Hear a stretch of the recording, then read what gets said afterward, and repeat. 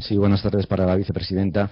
El presidente del Gobierno expresó ayer el convencimiento de que habrá acuerdo en torno al asunto del déficit de las comunidades autónomas. Querría saber en qué basa el Gobierno esa certeza, si después de las críticas que han recibido por parte de algunos presidentes autonómicos del PP, si en aplicar una disciplina de partido en la línea expuesta hoy por la presidenta de Castilla-La Mancha, en que va a presentar argumentos que considera que van a ser irrefutables, y si considera que el PSOE puede apoyar al Gobierno en este asunto después de que el líder de este partido no haya expresado un rechazo a la posibilidad de los déficits asimétricos. Y por otro lado, ver si el Gobierno considera factible la petición de la propietaria de la central nuclear de Garoña de ampliar un año el plazo de explotación, y si ha habido ya alguna negociación entre el Ministerio de Industria y esta propietaria de la central para ello. Gracias. Su primera pregunta, ayer ya el presidente del Gobierno manifestó la voluntad del Gobierno de trabajar con las comunidades autónomas en el seno del Consejo de Política Fiscal y Financiera para aprobar esa senda de consolidación fiscal. Primero, como bien saben, tenemos que tener autorizado el déficit correspondiente por la Unión Europea, para lo que estas semanas será clave, y a partir de ahí tendrá que establecerse en los grupos de trabajo que ha creado pues una fórmula de diálogo para lograr un acuerdo en una política que es imprescindible para el país. La necesidad, por un lado, de consolidar fiscalmente nuestro sistema y ello incardinarlo en el conjunto de reformas que se está llevando a cabo. Yo creo que estamos todos de acuerdo en lo que debe ser el resultado de esa senda, que es el cumplimiento de nuestros objetivos tal y como nos los autoriza la Unión Europea, y tendremos que trabajar para buscar un acuerdo en esa definición de la senda. Pero también yo quiero poner de manifiesto algo que es muy importante. Ahí lo que hay que tener en cuenta son criterios económicos, ver muy bien la manera que tenemos para lograr un objetivo final, que es, en ese marco y en esa senda que nos hemos dado, cumplir con los objetivos de déficit, y hacerlo en ese marco, en esa senda y en ese camino, buscando la máxima credibilidad en el cumplimiento del objetivo final. Tendremos que marcarnos cada uno metas que además seamos capaces de comprometernos a cumplir. Creo que ese es un elemento muy importante para el convencimiento de todos. Sobre la posición del Partido Socialista, pues yo agradezco el tono constructivo y yo creo que es algo en el que deberíamos trabajar todos juntos. Este déficit debemos consolidarlo del mismo modo con estos programas de déficit excesivo que tiene España desde hace bastantes años, como también estaba compelido el Gobierno anterior, y esperamos que puedan también llegar a un acuerdo. Sobre la petición de Nuclenor, se ha recibido en el Ministerio de Industria y lo que hay que seguir es el procedimiento. Y la primera regla de ese procedimiento es que hay que pedir el informe del Consejo de Seguridad Nuclear para que cualquier actuación lo sea con todas las garantías, y es lo que va a hacer el Ministerio de Industria, reclamar ese informe al Consejo de Seguridad Nuclear.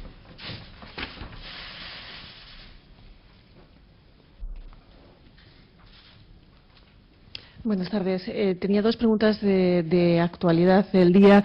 Hoy ha pasado su primera noche en la cárcel el banquero Miguel Blesa. Más allá del respeto a las decisiones judiciales, quería saber, es la primera vez que se mete a un banquero en la cárcel en esta etapa, si creen que tiene algo de ejemplarizante esa decisión judicial.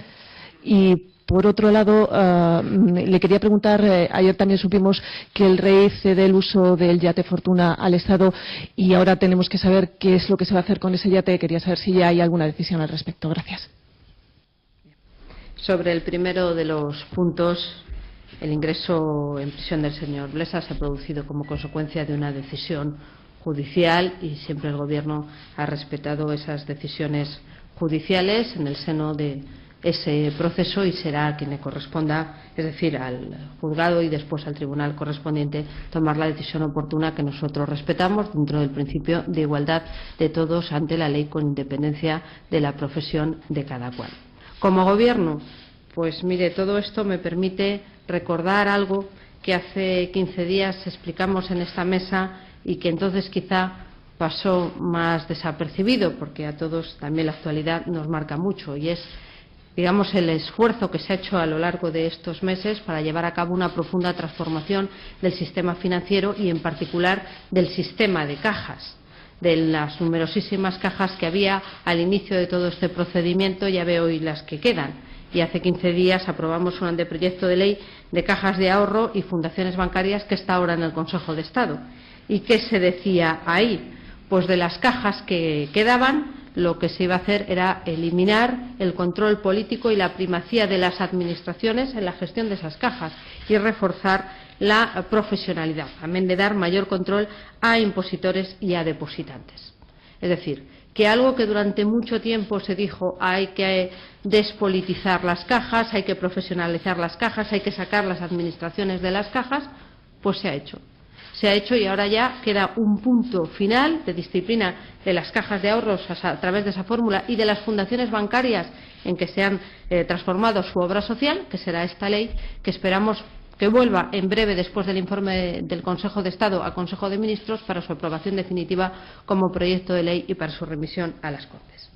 Y sobre el yate, pues ayer conocimos la decisión de la Casa del Rey, de Su Majestad, de que deje de estar adscrito al uso exclusivo de la casa a través de Patrimonio Nacional. El procedimiento ahora es que tiene que desafectarse, eso quiere decir que sale de Patrimonio Nacional y del uso de la casa para ingresar en patrimonio del Estado, y en el largo de este proceso estudiaremos los distintos usos que puede darse a este buque en las mejores condiciones. Es decir, que ya estamos en ese proceso de sacarlo de ahí, sacarlo de patrimonio nacional, que sea otro bien de patrimonio del Estado, y a partir de ahí decidir cuál es el uso que puede ser mejor, más eficiente y más rentable.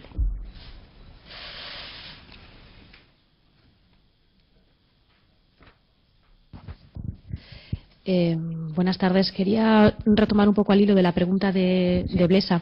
Este Gobierno está realizando reformas para eliminar definitivamente el control político de las cajas, pero yo quiero ir un poco más allá al control económico. El Banco de España, en casos como el de Caja Madrid, ha demostrado que no lo controló totalmente o como debería.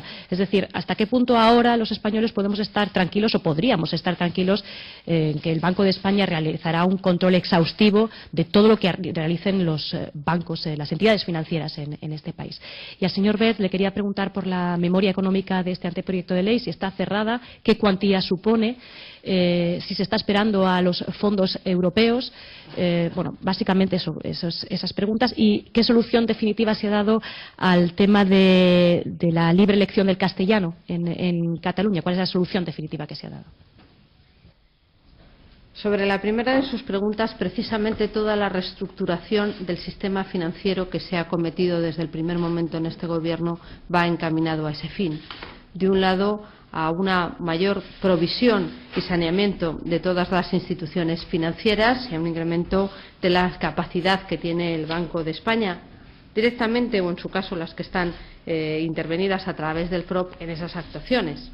Pero mire, hace un momento hablaba de una ley que tiene una parte de control muy importante respecto de las cajas y respecto de las fundaciones bancarias en que se ha transformado la obra social de esas cajas, donde se obligará y donde se obliga además periódicamente y según el volumen de actividad de esas fundaciones bancarias y según su ámbito a que presenten una serie de planes y a que superen una serie de controles. Es decir, que se ha reforzado no solo la información, la transparencia y la disciplina que tienen que hacer de por sí todas las instituciones financieras, sino también la capacidad tanto del FROP como en su caso del Banco de España para disciplinar las mismas. El cambio en el sistema financiero, la reforma del sistema financiero ha sido completa y precisamente en aspectos tales como el control de las retribuciones, el control de esa participación de las fundaciones bancarias o las tareas de recapitalización y del cumplimiento de las provisiones, pues están digamos, muy reforzadas en las sucesivas normas que se han aprobado en este punto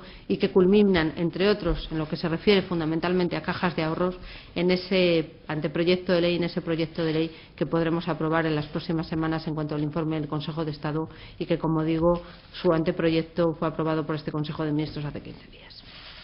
Sí. Bueno, respecto a la primera de sus preguntas, la memoria económica contempla la memoria de impacto normativo y dentro de ella los aspectos de la memoria económica contempla dos tipos de costes. Lo que hemos llamado costes de implantación, es decir, aquellos costes que se derivan directamente del equilibrio resultante entre los aspectos de la ley que suponen disminución de costes, básicamente la compactación del bachillerato, y aquellos que suponen aumento de coste, que fundamentalmente son los itinerarios de tercero y la concepción de cuarto de la ESO como un curso orientador, y la instauración de la formación profesional básica en comparación con lo que eran los programas de cualificación profesional inicial.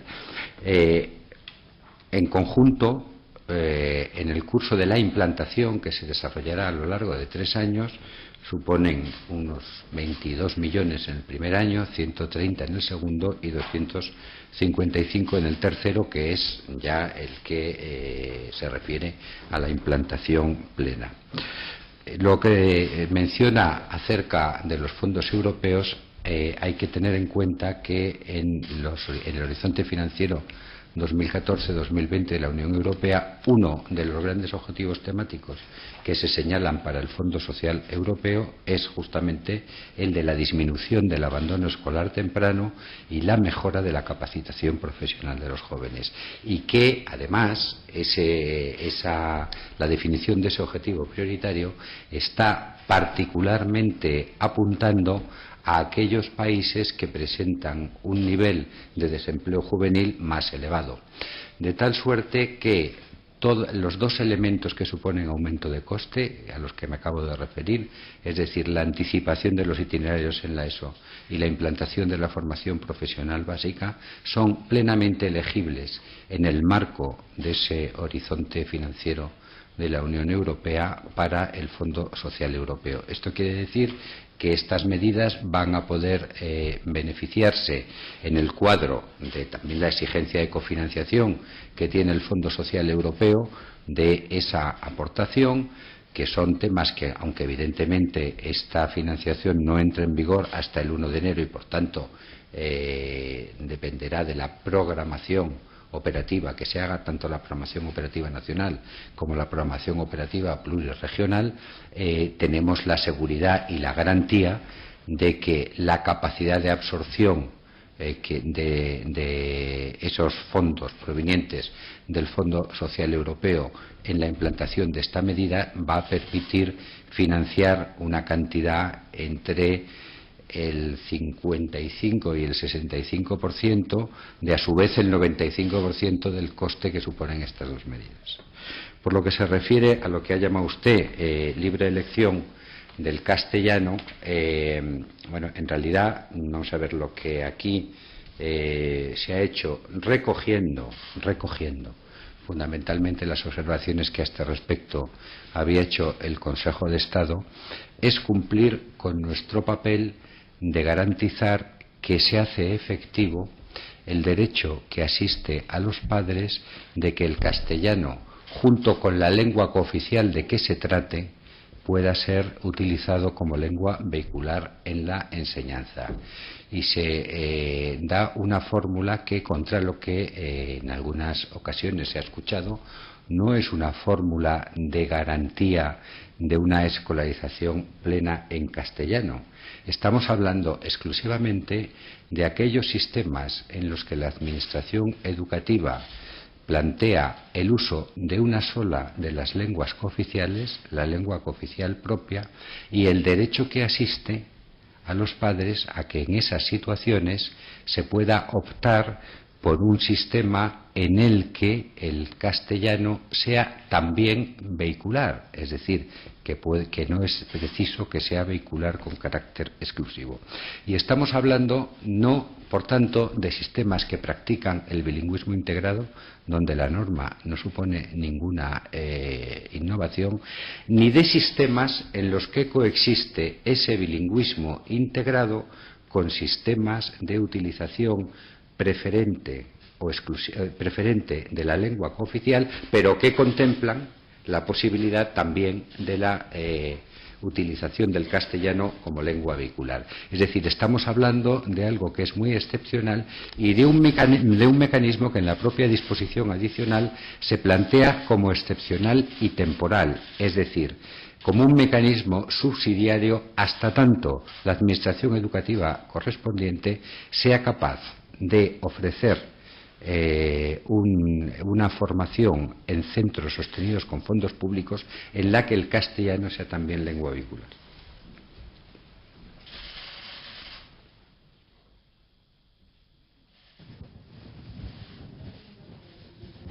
Precisamente sobre esto último que estaba hablando, si no estoy mal informada, aunque no he podido ver la memoria, para estos casos que usted llama excepcionales se prevén 5 millones de euros al año. Me gustaría saber, dado que las cifras que se conocen son que 17 familias han pedido la escolarización de sus hijos en Cataluña en castellano, si es que prevén que con esta posibilidad va a haber mucha más demanda de educación en castellano y por eso se ha elevado esta cifra, o es que va a costar mucho en esos centros que se va a contratar o lo que sea para dar el castellano hasta que en la escuela pública se pueda dar. Y a la vicepresidenta, respecto al déficit de las comunidades autónomas, decía usted que va a ser criterios económicos. Sin embargo, los presidentes autonómicos que se oponen a ese reparto asimétrico, prácticamente todos ellos del Partido Popular, consideran que lo que va a hacer el Gobierno es dar un trato de favor político a Cataluña.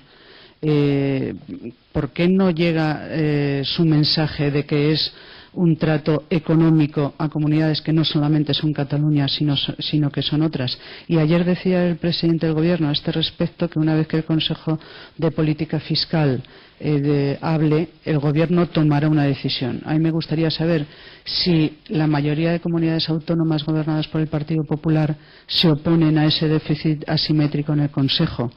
El Gobierno hará valer su mayoría en el Consejo para imponerlo. Gracias. Bueno, evidentemente no estábamos pensando en mandar a Eton a las 17 familias, incluso sobrarían algunos euros. No, vamos a ver, estamos hablando de una hipótesis. Estamos hablando de una hipótesis que se basa en algunos supuestos de hecho comprobados. ¿Cuáles son esos supuestos de hecho? Pues el número de familias que ha hecho reclamación a la Administración Educativa, digo la Administración Educativa, no señalo cuál, de que deseaban que sus hijos se escolarizaran en castellano, y sobre esa hipótesis, digamos, basada en un hecho, se ha hecho ese cálculo. Insisto, que es un cálculo sin más. En realidad, vuelvo a repetir lo que apuntaba en la respuesta anterior a su compañera. Este es un mecanismo excepcional y transitorio. Es decir, en la medida en que la Administración Educativa tenga la capacidad de garantizar una oferta razonable en centros sostenidos con fondos públicos para atender esa demanda, el mecanismo supletorio simplemente no entra en vigor. Es decir, nosotros aquí, ¿qué estamos haciendo? Estamos haciendo lo que nos ha dicho el Tribunal Constitucional básicamente en dos sentencias del año 2010, una de ellas la recaída sobre el estatut, que tenemos que velar, y es que tenemos que velar por la efectividad del derecho de que en un contexto en que el Tribunal Constitucional considera legítima la escolarización usando predominantemente la lengua cooficial propia, lo que comúnmente se llama inmersión lingüística, en ese contexto hay también que garantizar al mismo tiempo que aquellos padres que deseen que en la educación de sus hijos el castellano sea también lengua vehicular tengan la posibilidad de hacerlo efectivo. Bien, sobre el déficit de las comunidades autónomas hay una cuestión muy clara.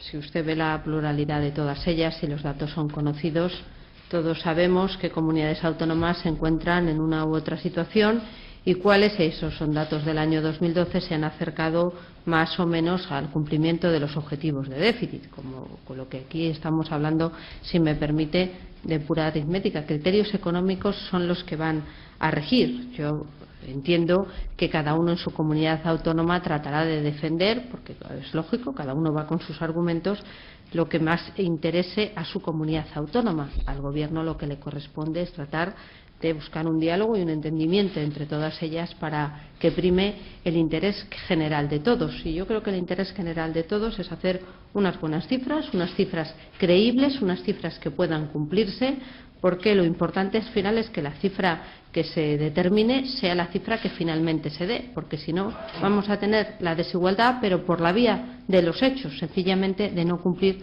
la cifra que se ha establecido.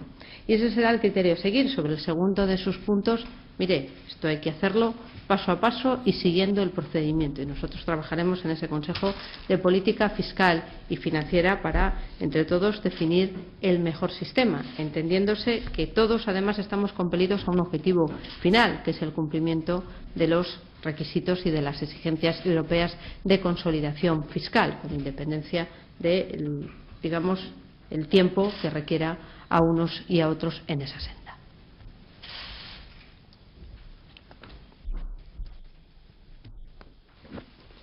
Sí, gracias. Para el ministro Wert, si no he entendido mal, sobre el tema económico, no habría más dinero, sino la posibilidad de que Europa una parte de ese dinero lo financie. O sea, no hay más dinero, con lo cual una de las apuntes que hacía el Consejo de Estado no se cumpliría, ¿no? De esa manera.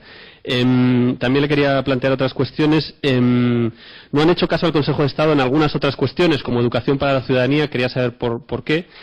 Una cuestión de detalle. Hasta ahora la religión contaba para hacer media y repetir curso, pero no para obtener becas y para cualquier otra convocatoria competitiva. Quiero saber si eso va a cambiar de alguna manera el trato de la religión. Y una pregunta de fondo más política. ¿Usted cree que se puede aprobar una ley como esta solo con los votos del PP y con buena parte de la comunidad educativa en contra? ¿Cree que puede seguir adelante aunque todos los demás se opongan? Y a la vicepresidenta le quería insistir con el asunto de Blesa. Crea muchísima repercusión, muchos comentarios. Yo le quería preguntar si desde el punto de vista político el Gobierno cree que para la sociedad española esto, el primer banquero encarcelado, puede ser una buena noticia o una mala noticia, como lo ve el Gobierno. Y un detalle, la princesa Leticia ayer dijo que se usa de forma intencionada el lenguaje en crisis y que no, por ejemplo, dijo que no es lo mismo decir reestructuración que recortes. Quería saber si ustedes se dan por aludidos. ¿Cree que hay que ajustar el lenguaje y evitar los eufemismos también en el Gobierno? Gracias. La vicepresidenta y yo nos solemos repartir el orden de la intervención en función de la dificultad, con lo cual ha decidido que la mía es más fácil. Vamos a ver, no ha entendido usted mal. No ha entendido usted mal. Evidentemente no se trataba de, digamos, inflar artificialmente el presupuesto en función de que exista la posibilidad de acceder a unos fondos europeos, sino considerar estos fondos europeos como un mecanismo de financiación. Acaba de referirse a la vicepresidenta a las exigencias de consolidación fiscal. Esas exigencias se aplican a todo y, lógicamente, nuestra capacidad de absorción de fondos estructurales, que siempre es importante, periodos de menor tensión financiera y en periodos de mayor tensión financiera, en este momento es una prioridad absoluta. Es decir, nos consideraríamos unos irresponsables si dejáramos pasar un céntimo de euro de las posibilidades que esas prioridades, que entre otras cuestiones se han planteado precisamente atendiendo a la situación de España, no fueran aprovechadas. ¿Quiere esto decir que no se ha atendido la recomendación del Consejo de Estado? Claro, el Consejo de Estado no tiene obligaciones de consolidación fiscal. El Consejo de Estado simplemente, y aprovecho su observación para recordar que no hay ninguna observación esencial en el dictamen del Consejo de Estado, señala que anteriores leyes educativas contaron con financiaciones específicas de mayor entidad.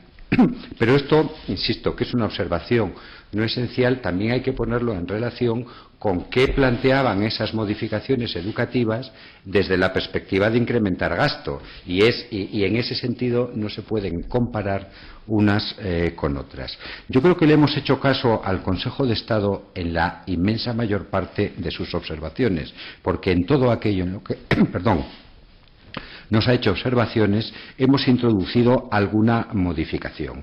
Lo que apunta usted respecto al carácter de la asignatura de religión, para quienes la elijan, en realidad desde ese punto de vista no va a haber modificaciones. Es decir, la asignatura va a ser evaluable, pero no va a ser objeto de las evaluaciones nacionales, dado su carácter. Y la pregunta política que me plantea, voy a intentar extenderme un poco sobre ella para darle más tiempo a la vicepresidenta, que ha determinado que la suya era más difícil. Mire, la LOE se aprobó en su aprobación definitiva con 181 votos. 181 votos representan algo menos del 52% de los votos. O sea, una ley orgánica requiere, como sabe usted perfectamente, la mayoría absoluta. Bueno, nadie que yo sepa ha objetado la falta de legitimación democrática de la LOE. Se aprobó con la mayoría que señala la ley. La ley, como también sabe usted perfectamente, hasta que se ha abolido Montesquieu de nuevo, que no creo que se dé el caso, es la expresión de la voluntad popular, y en una democracia representativa se expresa a través de los votos de la Cámara. Nosotros vamos a intentar todo lo que en nuestra mano esté, sin desvirtuar los fundamentos esenciales de la ley, para conseguir un consenso más amplio, no solo un consenso político más amplio, sino también un consenso social y un consenso de la comunidad educativa. Lo único que no vamos a hacer, de lo único que no vamos a abdicar, es de la voluntad de reformar y mejorar una situación que, a los ojos de todo el mundo, está necesitada de reforma y de mejora. Sobre las preguntas que a mí me dirige, en primer lugar, la aplicación de la ley y el funcionamiento normal de las instituciones en cualquier país es siempre positivo.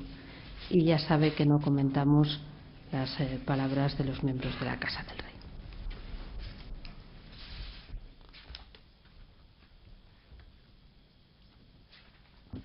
Gracias, buenas tardes. Al hilo de la pregunta que ha preguntado mi compañero, no me ha quedado claro si finalmente la religión contará o no para la nota media. Quería que me lo aclarase.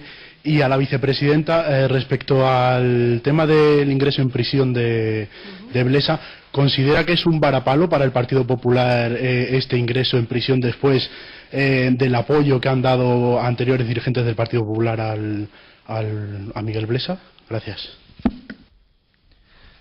Claro, contará para la nota media porque es una asignatura evaluable, pero eso quiere decir que en el tratamiento de las ayudas puede tener un tratamiento distinto. Vamos a ver, una cosa es que en el contexto de la evaluación continua, que es la que da lugar, digamos, a las notas ordinarias, tal como las conocemos, se considere, siguiendo el acuerdo en materia educativa y cultural con la Santa Sede, la evaluación de la religión, y otra cosa es que se meta la religión, que obviamente, contra lo que algunos están diciendo, no es obligatoria. Es decir, aquí hay una asignatura de oferta obligatoria, pero que los padres, en el caso de los menores de edad y luego los propios estudiantes, deciden si la cursan o no la cursan, y una asignatura para quienes no la cursan, y ambas son evaluables en los mismos términos. Y nada más, no nada más. Solo una. Creo que he contestado a su compañero hace un momento. Para el Gobierno, yo aquí hablo en nombre del Gobierno, que las instituciones funcionen, que se aplique la ley, que lo haga con igualdad, es siempre un hecho muy positivo. Pero es que además pasa una cosa: nosotros como Gobierno no nos limitamos, o nuestra tarea no es comentar o solo comentar, sino cambiar la normativa para que algo que en España durante mucho tiempo se venía diciendo, y especialmente en los años 2006, 2007, 2008, cuando empezaron a verse los problemas de la crisis del sistema financiero, es que teníamos que cambiar nuestro sistema de cajas de ahorros. Y eso lo hemos cambiado.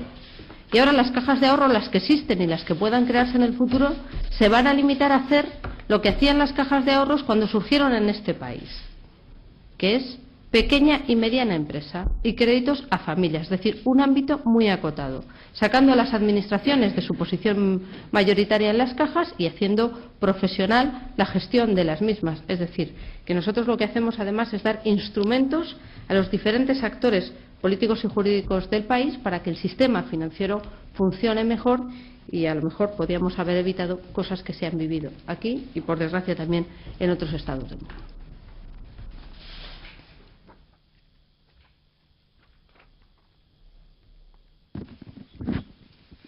Buenas tardes. Para el ministro Wert quería saber finalmente con cuántas asignaturas suspensas se pasa de curso, por qué no han implantado el bachillerato de 3 años como prometía el programa electoral del PP, y qué medidas concretas hay en la ley para incentivar, estimular y recompensar la cultura del esfuerzo y de la excelencia. Gracias.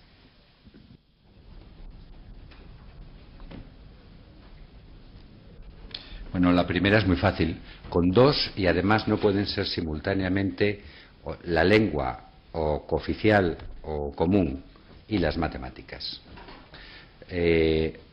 La segunda, la que se refiere a la implantación del bachillerato de 3 años, es cierto que como tal no se ha implantado porque esto es fundamentalmente la consecuencia de eso que se dice que no hemos practicado, que ha sido un amplio diálogo con la comunidad educativa.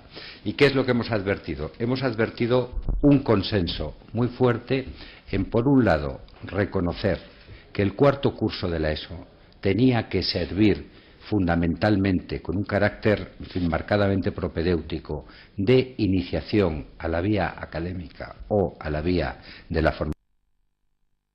Y en segundo lugar, que estando establecido, y esto ya es un tema LODE, no es un tema LOE, el derecho a la educación obligatoria y gratuita hasta los 16 años, establecer ese itinerario como fase distinta del sistema antes de los 16 años resultaba estructuralmente complicado y desde el punto de vista económico hacía enormemente difícil para los centros la adaptación y enormemente cara la adaptación a esa situación. Ahora, insisto, el cuarto curso de la ESO está en la ley concebido como un curso de iniciación respectiva al bachillerato y a la formación profesional.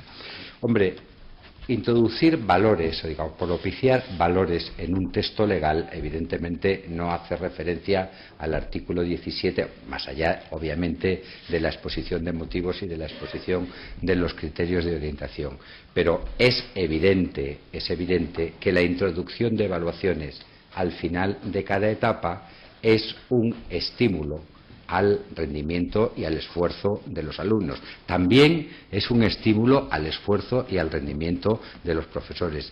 Hay muy pocos sistemas, son muy excepcionales los sistemas educativos de éxito en el que no existen estas evaluaciones. Y, por supuesto, en el desarrollo reglamentario de la ley se establecerán medidas específicas de reconocimiento del esfuerzo. A mí me parece más importante el reconocimiento del esfuerzo que el reconocimiento de la excelencia.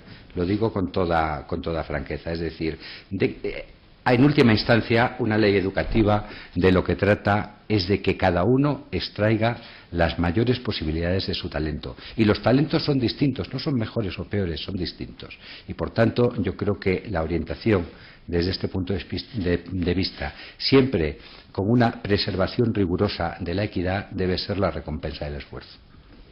Muchísimas gracias.